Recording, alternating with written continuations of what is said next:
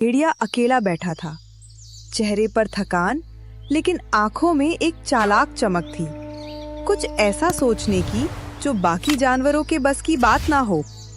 अरे और कितनी मेहनत करनी पड़ेगी, रोज रोज शिकार ढूंढना, दौड़ना, छिपना, कब तक? काश कोई ऐसी तरकीब मिल जाए कि शिकार खुद मेरे पास आ जाए।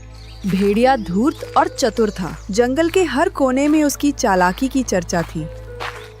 उसी समय रास्ते से एक गधा गुजरा, शांत, भोला और निष्कपट। गधे भैया, जरा मेरी मदद करोगे? ये लकड़ियों का गट्ठर उम्मीद से ज्यादा भारी है, क्या तुम इसे अपनी पीठ पर उठाकर थोड़ा आगे छोड़ सकते हो? अरे इसमें पूछने की क्या बात है, ठीक है, रख दो मेरी पीठ पर, मदद करना मेरा धर्म है। गधा बिना किसी संदेह के हिरन की सहायता करने लगा। दूसरी ओर भेड़िए के दिमाग में पहले ही नए नए शरारती विचार उभर रहे थे। वह कुछ ऐसा चाहता था जिससे पूरा जंगल उसकी मुट्ठी में आ जाए। इसी दौरान एक तगड़ा बैल वहां आ पहुंचा। क्यों रे भेड़िए, आज बड़े ध्यान में बैठे लगते हो, बाबा बनने का मन है क्या? चल हट यहाँ से, दिमाग मत खा, मैं कुछ सोच रहा हूँ। बैल तो मजाक उड़ाते हुए आगे चला गया, लेकिन उसके तंज ने भेड़िए के मन में एक चिंगारी जला दी। कुछ ही पल बाद भेड़िया उत्साह से उछल पड़ा। अरे वाह, इस बैल ने तो मेरी समस्या का समाधान कर दिया। अगर मैं जंगल में बाबा बन जाऊं तो सब जानवर मेरे आगे पीछे घूमेंगे, मेरी सेवा करेंगे और शिकार तो खुद मेरे पास चला आएगा। अगले ही दिन दृश्य पूरी तरह बदल गया। एक नदी के पास भेड़िया ध्यान मुद्रा में बैठा था। उसके चेहरे पर वही गंभीरता थी जो किसी तपस्वी के चेहरे पर दिखाई देती है। पास ही हिरन खड़ा हैरानी से देख रहा था। अब मैं दुनिया से विरक्त हो चुका हूँ, शिकार और हिंसा सब व्यर्थ है। आज से मैं ज्ञान बाबा बन गया हूँ। जा बालक, सबको बता दे, ज्ञान बाबा अब जंगल के कल्याण के लिए आ गए हैं। हिरन खुशी से कूदता हुआ निकल गया और थोड़ी ही देर में ये खबर जंगल के सभी जानवरों को बता दी। भेड़िया अब संत बन गया है, वो चमत्कार कर सकता है। दिन ढलते तक भेड़िए के सामने एक बड़ी भीड़ जमा हो चुकी थी। हर कोई उसके ज्ञान का लाभ लेना चाहता था, जबकि उसके भीतर छिपी भूख किसी सही मौके की प्रतीक्षा कर रही थी। बाबा जी, सुना है आप अब शिकार नहीं करते हैं, तो आप भोजन क्या लेते हैं? बालक, जब मन शुद्ध हो जाता है तो पेट को अधिक की आवश्यकता नहीं रहती। अब मैं फल और जड़ी बूटियां ही ग्रहण करता हूँ। सभी जानवर आपस में फुसफुसाने लगे। वाह, भेड़िया होकर फल खाता है, सच में अद्भुत संत है। इसी दौरान अचानक एक घबराई हुई खरगोशन वहां पहुंची। बाबा जी, मेरे बच्चे को बहुत तेज पेट दर्द है, कृपा करके कोई उपाय बताइए। भेड़िए के चेहरे पर भीतर ही भीतर एक चालाक मुस्कान चमक उठी। वह जानता था ये उसका चमत्कार दिखाने का सही मौका है। चिंता मत करो बालिके, बाबा अभी एक दिव्य मंत्र से सारी पीड़ा हर लेगा। उसने हाथ हवा में घुमाए और एक अजीब मंत्र बोला। ऊ हिमली हूँ फट स्वाहा। जा बालिके, देख जाकर तेरा बच्चा ठीक हो गया है। सभी जानवर सांस रोके देखते रहे। थोड़ी देर बाद खरगोशन लौट कर आई। बात बदल चुकी थी। बाबा जी की जय हो, मेरे बच्चे का दर्द तो चमत्कार की तरह दूर हो गया। भीड़ में खुशी की लहर दौड़ गई। अब जानवर भेड़िए के और भी ज्यादा दीवाने हो गए। रोज उसके सामने फलों और पकवानों की थालियां लगने लगी। जानवर सेवा में लगे रहते। लेकिन एक दिन रोज खाने को मिलता है, लेकिन आखिर ठहरा मैं मांसाहारी, ये घास फूस कब तक खाऊंगा? उधर गधा दूर से ये सब देखता था। वो बाकी जानवरों जैसा भोला नहीं था। धीरे धीरे उसके मन में संदेह उठने लगा। एक मांसाहारी जानवर अचानक बाबा कैसे बन सकता है और फल खाकर उसकी भूख कैसे शांत हो सकती है? इसमें जरूर कुछ काला है। गधे के मन में उठता यह संदेह आने वाले रहस्य का पहला संकेत था। दिन बीत रहे थे और गधे का संदेह और गहरा होता जा रहा था। एक शाम जंगल में हलचल हुई। भालू दौड़ा दौड़ा आया और सभी को भेड़िए के पास बुलाया। जानवर इकट्ठा हुए। भेड़िया गहरी आवाज में गंभीर चेहरा बनाकर बोला, मेरी बात ध्यान से सुनो बालको। ध्यान में मुझे एक भयानक दृश्य दिखा है। एक रहस्यमयी शैतान इस जंगल में घूम रहा है। वो किसी भी समय हमला कर सकता है। जानवरों के चेहरे पर दहशत फैल गई। तुम सब सतर्क रहो, मैं इस दुष्ट शक्ति का निवारण ढूंढ रहा हूँ। सभी जानवर भय से कांप उठे, पर गधे का मन अब और भी बेचैन हो गया। धीरे धीरे जंगल से जानवर गायब होते जा रहे थे। ये सब देखकर गधे के मन में एक सवाल उठा। ये सब भेड़िया बाबा के कहने के बाद ही तो जानवर गायब होने लगे हैं। क्या ये सच में कोई शैतान है या भेड़िए की ही कोई चाल? उसने तय किया, आज वो सच की जड़ तक पहुंचेगा। उस रात जंगल में अजीब सी खामोशी थी। चांद की रोशनी हल्की हल्की धरती पर गिर रही थी। पत्तों की सरसराहट के अलावा कोई आवाज नहीं थी। गधा एक बड़े पेड़ के पीछे छुपा हुआ हर दिशा में नजरें घुमाए बैठा था। कुछ देर बाद सूखे पत्तों पर कदमों की आवाज सुनाई दी। गधे का दिल तेजी से धड़कने लगा। वह झुककर देखने लगा। कौन हो सकता है? थोड़ी ही देर में एक परिचित आकृति प्रकट हुई, भेड़िया। लेकिन वह अब शांत दयालु बाबा नहीं था। उसकी आंखों में भूख थी, वही असली मांसाहारी भूख जो वह सबके सामने छिपा रहा था। तो यही असली रूप है, दिन में बाबा और रात में शैतान।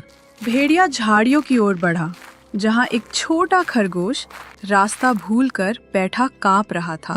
बाबा जी, यहाँ बहुत अंधेरा है, मैं रास्ता भूल गया हूँ।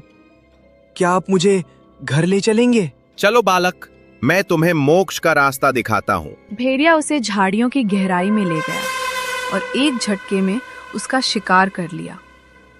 गधे की आंखें अविश्वास से फैल गईं। उसके सारे संदेह सच साबित हो चुके थे। यही तो है वो शैतान जो सबको डराता है और खुद ही जानवरों का शिकार करता है। गधे ने गहरी सांस ली। अब वो जान चुका था कि जंगल को इस ढोंगी बाबा से बचाना ही होगा। सुबह होते ही जंगल में हलचल मच गई। खरगोशिन रोते बिलखते हुई भेड़िए की कुटिया की ओर भागी चली आ रही थी। उसकी आंखों में चिंता की परतें थीं, आवाज कांप रही थी और दिल में भय का तूफान था। बाबा जी, मेरे पति रात भर घर नहीं लौटे। कृपा करके अपनी दिव्य शक्तियों से बताइए कि वो कहाँ हैं। भेड़िया एक पल के लिए घबरा गया। उसे याद आया, कल रात वह उसी खरगोश का शिकार कर चुका था, मगर उसने चेहरे पर गंभीर संतोषा भाव चढ़ाकर सजीव अभिनय किया। इसमें ध्यान लगाने की कोई आवश्यकता नहीं है, मैं बताता हूँ कि वो कहाँ है। इसी समय गधा आगे बढ़ा। उसका चेहरा शांत था, पर भीतर उसके गुस्से की आग भड़भड़ा रही थी। वह अब सच उजागर करने को तैयार था। नहीं बाबा जी, मैं बताता हूँ कि वो कहाँ है। सभी जानवर हैरानी से उसकी ओर मुड़े। गधे ने एक गहरी दर्द भरी सांस लेते हुए बात आगे बढ़ाई। जिसकी तुम खोज कर रही हो वह अब इस दुनिया में नहीं है, और इस घटना के पीछे वही है जिस पर तुम आंख बंद करके भरोसा करती हो। क्या कहना चाहते हो? तुम बाबा जी पर आरोप लगा रहे हो? हाँ, यही ढोंगी तुम्हारे पति को खा गया है। मैंने अपनी आंखों से देखा है। पूरे जंगल पर जैसे सदमे की बिजली गिर गई। हर जानवर सन खड़ा था, किसी को भरोसा नहीं हो रहा था। झूठ! बाबा जी ने तो खरगोश के बच्चे की बीमारी पल भर में ठीक कर दी थी। गधे भाई, तुम गलतफहमी में हो। बाबा जी ज्ञानी हैं, सबका भला करते हैं। गधे ने सिर झुकाकर गहरी सांस ली। उसे समझ आ गया कि आज कोई उसकी बात नहीं मानेगा, पर वो हार नहीं मान रहा था, बस रणनीति बदल रहा था। अगर तुम सब कह रहे हो तो ठीक, मैं मान लेता हूँ कि शायद वो सब मेरी आंखों का धोखा था। मुझसे बहुत बड़ा पाप हो गया। कृपया मुझे मेरी गलती सुधारने का एक मौका दे। भेड़िया भीतर ही भीतर राहत की सांस ले रहा था। उसे लगा गधा अब उसके जाल में आ गया है। बालक, बाबा तुमसे नाराज नहीं है। यदि तुम सेवा करना चाहते हो तो वही तुम्हारा कल्याण है। बाबा जी, क्या आज आप मेरे यहाँ भोजन करेंगे? शायद इससे मेरे पाप कुछ कम हो जाएं। हम अवश्य आएंगे बालक, स्वादिष्ट पकवान तैयार रखना। गधे ने अपने घर पर कई प्रकार के पकवान बनवाए। गधे ने भेड़िए के साथ शेर सिंह तथा सभी जानवरों को भी बुलाया। भोजन शुरू हुआ। सभी आनंद से खाने लगे। लेकिन भेड़िए को दी गई थाली अलग थी। उसमें गधे ने बहुत तीखी मिर्च मिलाई थी। पहला कौर मुंह में डालते ही भेड़िया तिल मिलाकर उछल पड़ा। ये क्या? आग लग गई मुंह में। बस इतना ही कहना था कि सभी जानवर उसकी तरफ देखने लगे। भेड़िए को तुरंत अपनी गलती का एहसास हुआ। वह जल्दी से बात बदलने लगा। अरे बालक गधे, तुमने मिर्च ज्यादा डाल दी। ध्यान रखा करो। अरे बाबा जी, शायद मेरे हाथ से गलती हो गई। मिर्च जरा ज्यादा पड़ गई होगी, कृपा करके माफ कर दीजिए। बाकी जानवर इसे सामान्य भूल समझकर फिर से भोजन में लग गए। लेकिन शेर सिंह, उसकी निगाहें भेड़िए से हटने का नाम नहीं ले रही थी। भेड़िए की हर हरकत अब उसे संदिग्ध लगने लगी थी। भोजन समाप्त होने के बाद भेड़िया भारी चाल से वहां से निकल गया। उसके चेहरे पर बेचैनी और झुंझलाहट साफ दिख रही थी। कुछ देर बाद सबके जाने के बाद शेर सिंह चुपचाप गधे के पास आया। गधे, मुझे लगता है तुम्हारी बातों में सच्चाई है। आज भेड़िए का व्यवहार बहुत अजीब था। क्या तुम मुझे पूरा सच बताओगे? गधे ने रात में देखी सारी घटनाएं, खरगोश का शिकार, भेड़िए की रात की चालें और उसका बाबा वाला ढोंग, सब कुछ शेर सिंह को बता दिया।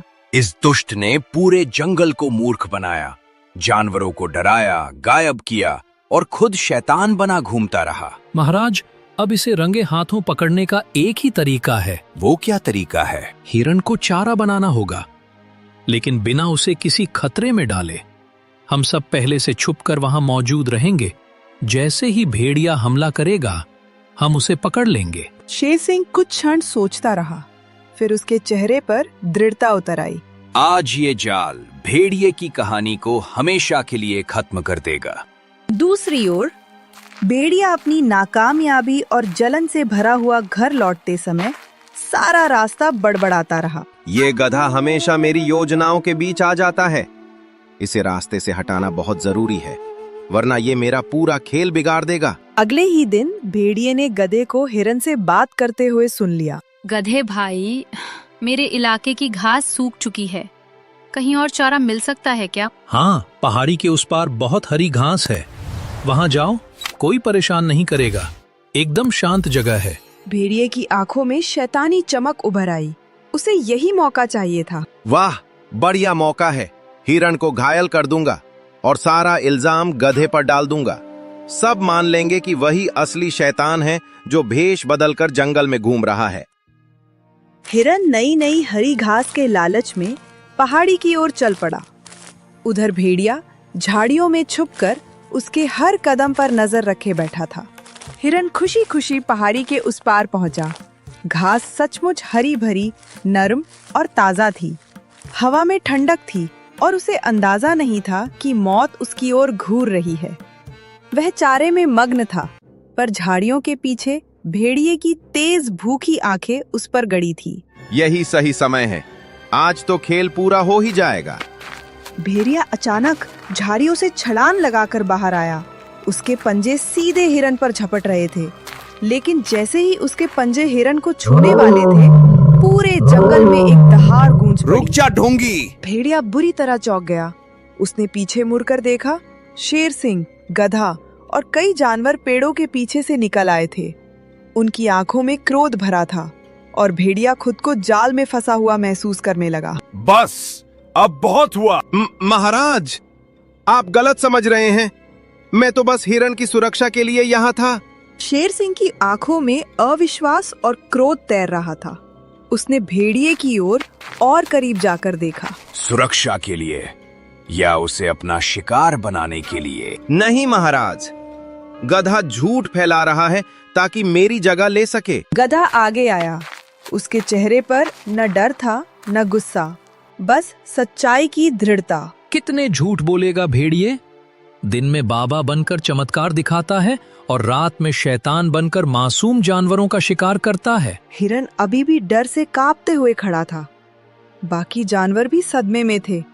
हर कोई भेड़िए की ओर घूर रहा था। नहीं, मैं तो। चुप! तेरी हर बात झूठ निकली।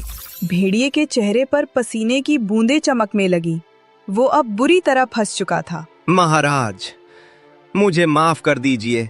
मैं आगे से कभी। सैनिकों, इस धोखेबाज भेड़िए को काल कोठरी में बंद कर दो। भेड़िए को ले जाया जा रहा था, तभी गधे ने प्रश्न किया। ठहरिए महाराज, मुझे एक बात जाननी है कि इसने खरगोश के बच्चे का इलाज बैठे बैठे कैसे किया था? भेड़िए ने अपनी हार स्वीकार करते हुए बताया, मैंने खरगोश के बच्चे को एक ऐसी जड़ी बूटी खिलाई थी जिससे पेट में गैस बनती है और थोड़ी देर तक दर्द होता है, मगर बाद में दर्द अपने आप कम हो जाता है। जब खरगोशिन आई थी तब दर्द था, और जब तक वो दोबारा जांच करने पहुंची तब तक दर्द प्राकृतिक रूप से कम हो चुका था। पूरा जंगल खामोश खड़ा देख रहा था। किसी को विश्वास नहीं हो रहा था कि जिसे वे ज्ञान बाबा मानकर पूछते थे वह इतना बड़ा धोखेबाज निकलेगा। गधे, तूने समय रहते हमारी आंखें खोल दी, वरना पता नहीं और कितने जानवर इस दुष्ट के शिकार बन जाते। गधे की बुद्धिमानी और योजना से भेड़िए की सच्चाई सामने आ गई थी। सभी जानवरों ने गधे से माफी मांगी और कसम खाई कि बिना पूरी जांच पड़ताल किए वे अब कभी किसी की मीठी बातों में नहीं आएंगे।